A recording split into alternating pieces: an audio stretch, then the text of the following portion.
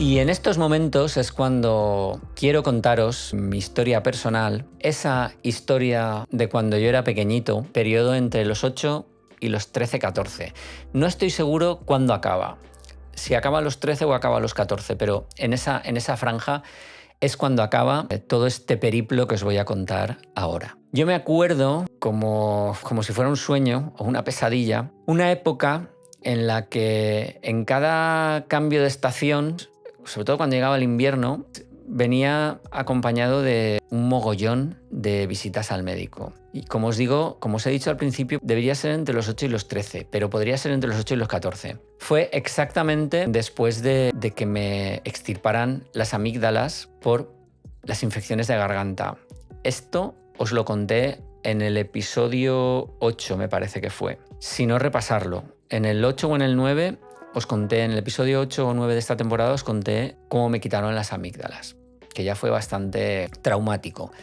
Pero bueno, eran los 70. Esa extirpación de las amígdalas, aunque fue pues un alivio para la garganta, es que empezó a complicarse la cosa con bronquitis, que eran una detrás de otra y que no me dejaban en paz, no estaba siempre enfermo. Iba muchísimo al médico. Pensad que estábamos en la España de los 70, si no recuerdo mal, y es entre los 8 y los 13-14, debió ser entre el año 73 y el año 78-79. Esa España, no sé, yo creo que poca gente la recordará. Pero bueno, me acuerdo de las inyecciones de antibióticos. Entonces los antibióticos no se daban mucho vía oral, se daban en inyectable, porque además se pensaba que actuaban mucho más rápido. Era cierto, te ponían 4 inyectables y aquello iba a tope. Y teníamos una enfermera que vivía en mi finca, doña Paquita, aún me acuerdo de ella, y que venía a pincharme a casa. Yo estaba enfermo y la mujer hacía su ronda de inyectables y venía cuando tenía un rato. Además, normalmente siempre se organizaba y venía a la misma hora y venía a pincharme a casa. En aquel momento, pensemos los 70, no existían las jeringuillas desechables. ¿A qué parece una locura? No existían. Y cada vez que venía, la mujer aparecía como con una especie de cajita metálica en la que llevaba una jeringuilla de cristal y varias agujas. Las agujas eran, eran más o menos gruesas, pues según lo que tuviera que inyectar. Y recuerdo que ese cacharrito, en ese mismo cacharro en el que traía la jeringuilla y las agujas, muchas veces a mi madre le pedía alcohol simplemente pues para poner allí, montaba como, no sé, una especie de hornillo con el mismo aparato, era como un tupper metálico de transporte. Y ahí mismo ponía un poco de agua, ponía el alcohol bajo, le prendía fuego y que esterilizaba allí mismo las jeringas y las agujas. Ahora mismo lo pienso y me parece una locura, pero en aquel momento era lo normal. A mí, yo alucinaba cada vez que lo veía, pero bueno, lo cierto es que a mí no me gustaba nada y cada vez que venía y pedía, se alargaba el proceso en el que estaba preparando la jeringuilla y ya estaba pensando en lo que venía después, que era el pinchazo. Mi madre, siempre preocupada, tenía su propia teoría.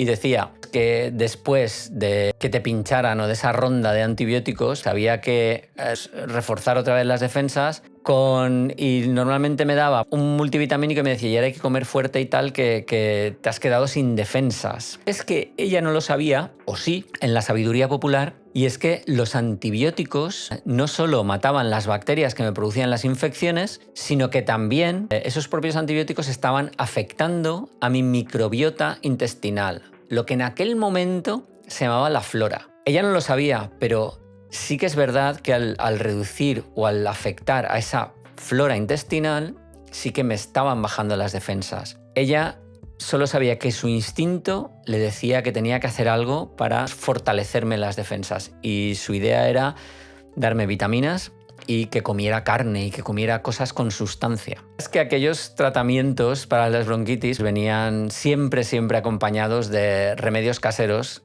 que mi madre y mi abuela dominaban como si fueran auténticas alquimistas. Y también me acuerdo de que había un jarabe, yo creo que ya no existe, que era a base de teofilina, un jarabe que se llamaba Teolixir, creo que se llamaba. Ese sabor del Teolixir es que yo creo que no podré olvidarlo nunca. Y también aún tengo presente aquellos días con la tos constante, sacando mucho moco. Y también recuerdo que cuando la tos se empeoraba, sobre todo de madrugada, mi madre se levantaba y me preparaba in situ y en ese mismo momento un jarabe. Yo no sé si a alguien más esto le ha pasado, porque mi madre preparaba un jarabe casero en el que quemaba azúcar, ponía un poquito de agua y un poquito de limón y me decía, esto tienes que tomártelo lo más caliente que puedas. Y al menos durante unas horas sí que es verdad que parecía aliviar ese ardor en la garganta y calmar lo suficiente la tos como para que pues, pudiésemos dormir al menos unas horas. También tenía un emplasto, que yo supongo que se lo había enseñado mi abuela, que era un emplasto caliente que lo ponía sobre el pecho. Tendré que preguntarle a mis primos si a ellos también se lo hacían sus madres. Era con naranjas, con canela, no sé, era algo un poco exótico. Pero vamos, yo creo que el efecto era que te lo ponía en un paño caliente, te lo ponía en el pecho con las naranjas y eso. Y yo no sé si era una tradición antigua o era una tradición familiar o simplemente mi madre se lo había inventado.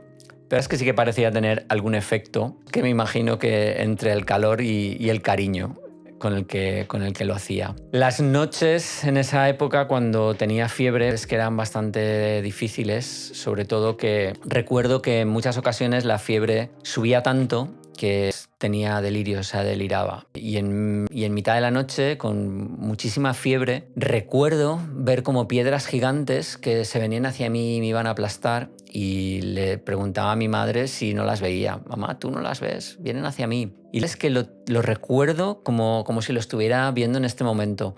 Nunca más he vuelto a tener ese tipo de sensación. Cuando se lo preguntaba a mi madre con paciencia, es que me intentaba calmar e intentaba reconfortarme, asegurándome de que todo estaba bien y de que en la habitación no había nada más. Otro de los recuerdos que tengo de aquellos años o de aquellos extraños años 70 es las consultas al médico. Yo no sé si alguno también se acordará de esas consultas del médico en el que en la sala contigua a la consulta tenían un aparato de rayos X en el que el médico decía vamos a mirarle el pecho y te colocaba frente a la pantalla y nos examinaba en directo.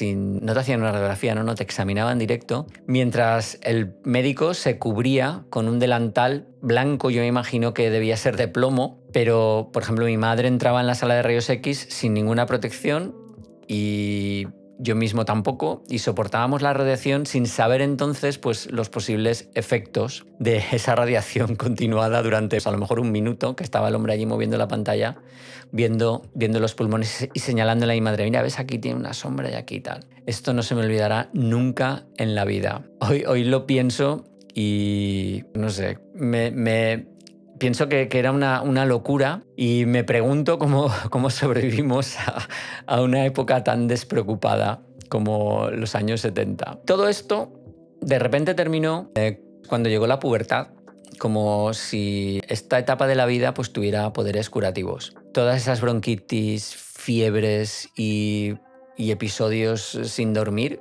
con tos desaparecieron casi de un día para otro cuando llegué a la adolescencia. La adolescencia es que fue una etapa de cambios, de desarrollo físico, aunque es que siempre fui el bajito de la clase, siempre fui bajito de estatura, hoy en día aún lo soy. Y fue ahí cuando la historia cambió y, como os decía, hace 2 semanas pues llegaron las alergias, como si la naturaleza hubiera decidido cambiar un problema por otro. Pero bueno, eso ya os lo conté hace 2 semanas. Si queréis saber cómo me curé de las alergias, podéis ir al episodio 9 y ver el final del episodio 9, que es donde os conté cómo curé mis alergias. Esto que os he contado sigue recordándome cómo nuestro cuerpo evoluciona y va cambiando conforme pasan los años. Y en esa edad todavía más. ¿Qué os ha parecido el relato? ¿Qué os he contado? Es cierto todo lo que he dicho, ¿eh? Esto lo he vivido yo, no me lo ha contado nadie. Es algo curioso, ya os digo, no sé, eran los 70. Habían cosas que hoy en día no se entienden. Quizás hoy en día sobreprotegemos y en aquel momento pues era una auténtica locura. Todo. Me gustaría ya despedir aquí el programa. Vamos a ver lo que nos dice Rosandi, a ver si lo puedo poner. ¿Qué nos dice? Aquí en Argentina se hacía igual. Yo lo viví porque también me operaron de las amígdalas de grande y sufrí muchísimo. María Ángeles López nos dice en el chat: recuerdo perfectamente esas jeringas y creo que era mucho mejor que ahora, porque el medicamento iba más directo a la sangre. Fer 10 nos dice: qué lindo todo lo que cuentas. Entrañable tu madre. Es que sí. Era, no sé, yo creo que ahí había sabiduría popular por todos los lados, porque mi madre no había estudiado ninguna carrera universitaria y tenía sus lógicas, y a lo mejor esas lógicas estaban basadas en tradición oral antigua, aunque también es cierto que me insistía mucho con aquello de tómate el zumo rápido, que se le van las vitaminas, y eso ya sabemos que no. A Zonia Camarero nos dice: su historia me recordó a mi mamá. Si el recuerdo ha sido bonito, me alegro mucho. Antes de acabar, quiero agradeceros mucho a todos por haberme acompañado, y como siempre es que vuestro apoyo y la participación que tenéis hacen que este espacio sea algo muy especial para mí a lo largo de la semana. Hoy hemos hablado de la glutamina y del poder de este suplemento para la salud digestiva, el sistema inmune y la recuperación muscular. También hemos visto pues, cómo fortalecer el intestino puede ayudar en la recuperación muscular y para muchos ser una ayuda importante en situaciones de estrés o desgaste físico. Luego hemos hablado de la infusión del clavo de olor y hemos profundizado en los beneficios del clavo, que como hemos visto es una especie milenaria y que nos sorprende por sus propiedades. Y que nos sorprende eso, como decía, por las propiedades inmunológicas y relajantes. También os he contado una historia sobre los recuerdos de cuando eran niños, de esas bronquitis y de qué me pasaba con el médico, de cómo mi madre, utilizando remedios caseros, intentaba aliviar esos síntomas de bronquitis. Sobre todo recuerdo mucho el jarabe, porque además decía: voy a hacer jarabe.